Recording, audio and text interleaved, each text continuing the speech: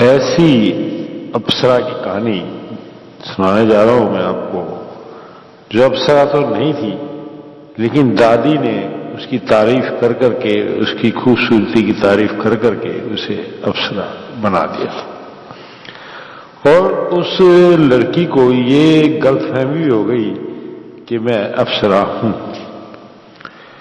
अब देखना यह है कि वो अप्सरा और जिस राजकुमार के बारे में सोचने लगी थी कि मैं अप्सरा हूं और मुझे कोई राजकुमार शादी करके ले जाएगा, वो राजकुमार उसके पास कैसे आया और कैसे मिला और कैसे उसके साथ शादी हुई या नहीं हुई, ये आपको इस कहानी में ही पता लगेगा। सुनते रहिएगा, बहुत ही अच्छी कहानी है और बहुत ही सुंदर कहानी है जो आपको जरूर पसंद आएगी। तो सुनिएगा, और लेकिन कहने सुनने से पहले कृपया मेरा चैनल सब्सक्राइब करना ना भूलिएगा और कोशिश यही करिएगा कि बेल आइकन को भी आप दबाएं। तो सुनिए कहानी। एक गांव में एक किसान परिवार रहता था और उस किसान की पत्नी का नाम कृष्ण वैनी था। कृष्ण वैनी को अपनी बेटी की शादी की समस्या के लिए बहुत परेशानी हो गई और वो उसके लिए सरदर्द बन गया। सास ने सुझाया था कि इसका नाम अप्सरा रख दो, क्योंकि ये लड़की देखने में अप्सरा ही है। उसने सास के कहे मुताबिक उसका नाम रखा अप्सरा।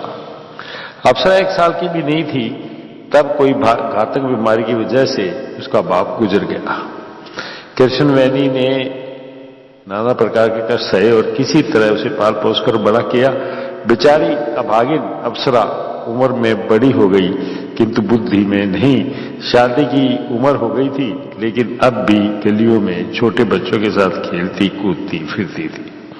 एक दिन गली में खेलती हुई अप्सरा ने प्यास के मारे पानी के लिए सामने वाले घर का दरवाजा खटखटाया। घरवाली ने दरवाजा खोला और डांटती हुई बोली, अपने घर जाकर पानी नहीं पी सकती क्या? तुम भी कैसी लड़की हो, इतनी बड़ी होकर गली के बीच खेलती रहती हो? तुमसे शादी कौन करेगा? फिर एक लोटे में उसे पानी दिया। घरवाली के इस मजाक पर अप्सरा बहुत नाराज हुई और पानी पिए बिना लोटा नीचे फेंक कर रोती हुई घर आ गई। दादी ने जो कुछ भी हुआ सुना तो कहा, रो नहीं बेटी, तुम्हारी शादी नहीं होगी। ऐसे बकवास की परवाह मत करो, जैसा नाम है वैसा ही रूप तुम्हारा है। तुम तो आकाश से टपकी अप्सरा जैसी सुंदरी हो। सुनना, तुम्हारी शादी कोई ऐरे गैर से नहीं बल्कि किसी राजकुमार से होगी जो तुम्हें ढूंढता हुआ आएगा। दादी ने उसे समझाया और उसके आंसू पोंछते हुए उसे बड़े प्यार से ये सब बातें कही। उस दिन से अप्सरा ने छोटी लड़कियों के साथ खेलना बंद कर दिया। एक दिन रात को कृष्ण वैनी पानी पीने के लिए उठी तो उसने देखा कि उसकी बेटी अप्सरा खिड़की के पास बैठकर अंधेरे में किसी की बाट जो रही है। बेटी को इस हालत में देखकर वह अवाक रह गई। फिर अपने को संभालते हुए उसने अपनी बेटी से कहा, अरे वहां बैठी क्यों हो? क्या नींद नहीं आ रही है क्या?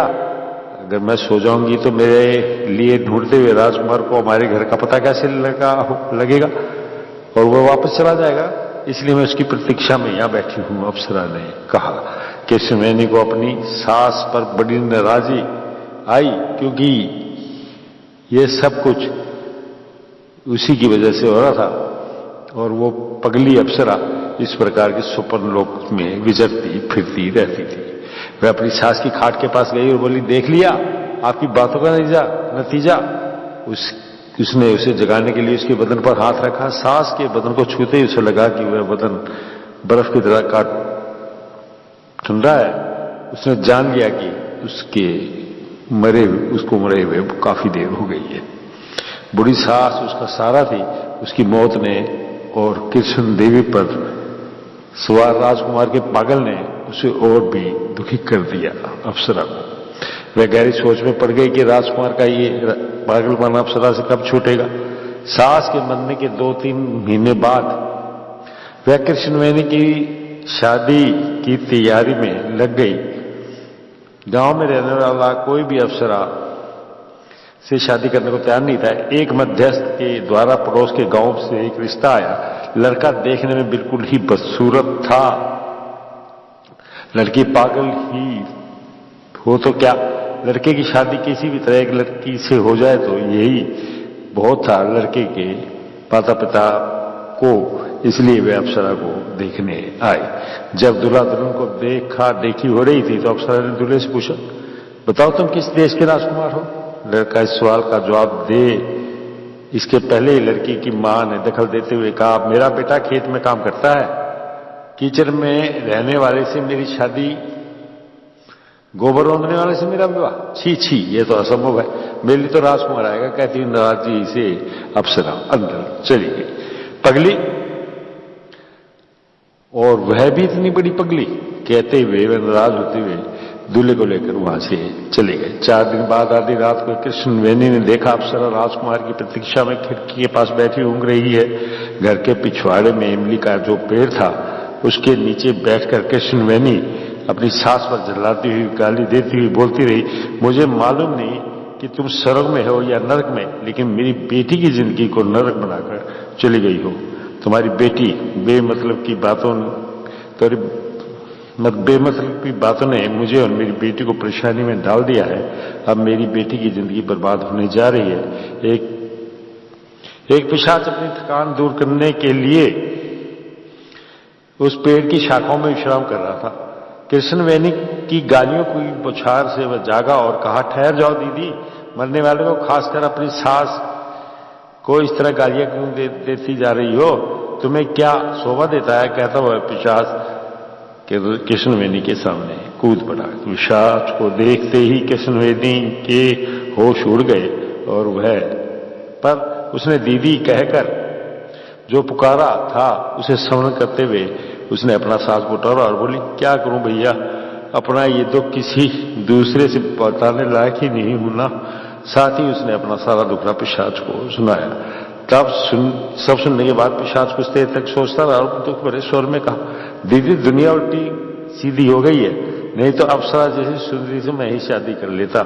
तुम निश्चिंत रहो, कल आधी रात को आकर राजकुमार का भूत उसके सर से उतार दूंगा, उसका ये पागलपन ठिकाने लगा दूंगा, कहकर वह वहां से चला गया। दूसरे दिन आधी रात को पिशाच सफेद घोड़े पर बैठकर राजकुमार के भेष में आया। खिड़की के पास बैठी अप्सरा को उसे ने देखा और अप्सरा उसे देखकर फूली ना समाई, तालियां बजाती हुई बोली, क्या दादी की बात खाली जाएगी?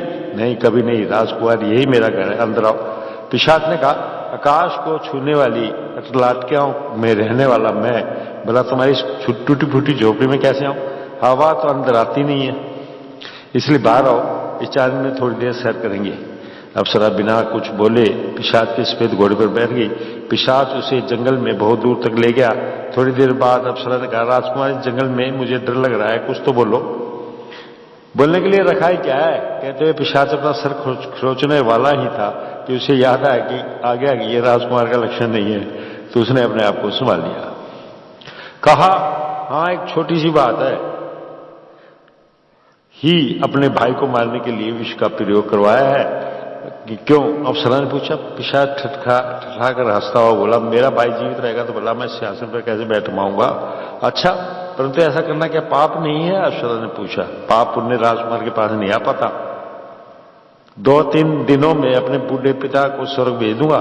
1 महीने के अंदर स्वराजा बनकर अपनी शक्तिशाली सेना को लेकर पड़ोस के राज्य पर आक्रमण कर दूंगा और उस राज्य पर अपना आधिपत्य जमा लूंगा। उस राज्य की राजकुमारी को हस्तगत कर लूंगा। कहता हुआ वह जोर जोर से हंसने लगा। राज सिंहासन पर आसीन होने की इच्छा रखने वाले किसी भी पाप से नहीं डरते हैं। वह किसी भी प्रकार के अत्याचार व अन्याय करने में पीछे भी नहीं हटते हैं। सुंदर व आकर्षक दिखने वाले राजकुमारों का मन मानव का नहीं राक्षस का होता है, ये अप्सरा को बताने का उसका उद्देश्य था। वह चाहता था कि अप्सरा के हृदय में राजकुमारों के प्रति घृणा और द्वेष उत्पन्न हो जाए। एक क्षण के बाद पिशाच ने अचानक अप्सरा को घोड़े से उतारा और कहा, मुझे तीसरे पैर में सेना अधिपति से रहस्य चर्चा करनी है, मैं चलता हूं। अप्सरा एकदम घबरा गई और बोली, आधी रात को एक लड़की को अकेली छोड़कर चले जाओगे? कोई बाघ या शेर खा जाए तो खा ले। मैं राजकुमार हूं, अगर मैं चाहूं तो हजारों सुंदरियां मेरे किले के दरवाजे के सामने कतार में खड़ी हो जाएंगी। यूं उसका मजाक उड़ाता हुआ घोड़े को दौड़ाता हुआ पिशाच वहां से चला गया। अप्सरा जोर जोर से रोती हुई वहां बैठ गई। इतने में एक युवक घोड़े पर बैठा हुआ वहां आया और बोला, इस आधी रात के समय कौन है यहां जो इस घने जंगल में अकेला बैठा रो रहा है? मैं अप्सरा हूं, अप्सरा ने कहा। अगर मैं चाहूं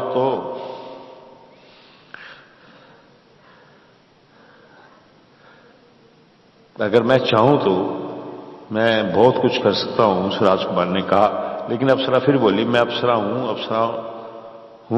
अप्सरा ने कहा। उसकी बातें सुनकर युवक घोड़े से धड़ाम से नीचे कूदा और हंसी तो बोला, वाह, मैं भी कितना भाग्यवान हूं। 1.5 साल से जिसका अन्वेषण मैं कर रहा था उसका फल मुझे आज इस जंगल में मिल रहा है। घोड़े पर चलो, कल ही हमारा विवाह संपन्न होगा। अप्सरा बड़े आनंद से घोड़े पर चढ़ बैठी। दूसरे दिन जब कृष्णवेणी बड़ी बेचैनी से अप्सरा की राह देख रही थी, तब सैनिक एक पालकी के साथ वहां आए और उसे उस पालकी में बिठाकर राज प्रसाद ले गए। समय रानी ने आकर उसका स्वागत किया और कहा, आइए भाभी जी, शादी की तैयारी में व्यस्त थी, इसलिए समय आपके घर नहीं आ सकी, मुझे क्षमा कीजिएगा। मुझे कहती हुई उसने उसके हाथ पकड़ लिए। ये सब कुछ जो हो रहा था कृष्ण देवी को लगा जैसे सपना हो। रानी ने उसके मन की बात को तान लिया और कहा, भाभी जी, ये सब कुछ आपको सपना लगता होगा, इसलिए ये मेरी जिम्मेदारी कि मैं आपको सच सच बता दूं। और उसने यूं कहा, मेरा बड़ा लड़का विजय पागल सा है, दूसरा लड़का जय बहुत ही तेज है। एक बार दोनों भाई नगर गए, वहां के लोगों ने विजय का हुलिया देखकर कहा, तुम किसी राजकुमारी से शादी नहीं करोगे, अंतपुर की किसी दासी से तुम्हारी शादी हो जाएगी। यूं लोगों ने विजय का मजाक उड़ाया। यह सुनकर विजय की आंखों में आंसू आ गए। उसे रोते देखकर मेरी सास ने बड़े लाड प्यार से उससे कहा, चिंता मत करो,